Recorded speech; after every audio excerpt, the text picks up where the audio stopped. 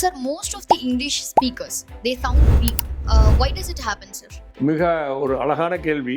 See, a doubtful mind cannot sound good. So உங்கள் மைண்டில் வந்துட்டு நிறைய டவுட்டை கேரி பண்ணிட்டு எந்த மொழியில் நீங்கள் பேசுறதுக்கு முயற்சி பண்ணாலும் அதை கான்ஃபிடென்ட்டாக நம்ம பேச முடியாது. இது ஒரு சைக்கலாஜிக்கல் இஷ்யூ. என்ன நம்ம பண்ணணும் அப்படின்னா, ஒரு இங்கிலீஷ் அப்படிங்கிறத முறைப்படி கற்றுக்கிட்டு நம்ம என்ன பேசுகிறோமோ அது சரியா அப்படின்னு உங்கள் மைண்ட் உங்களுக்கு சொல்லணும். அப்போ மைண்டை சொல்ல வைக்கிறதுக்கு உங்கள் மைண்டுக்குள்ள சரியான விஷயங்களை பூத்திருக்கணும். At least once in your lifetime. இப்போ பேசிக்கலி இந்த சவுண்ட் அப்படிங்கிறத மட்டும் நான் ஒரு ஃபேக்டா எடுத்துட்டேன்னா அதுக்கு நம்ம கத்துக்க வேண்டியது ஃபோனடிக்ஸ்.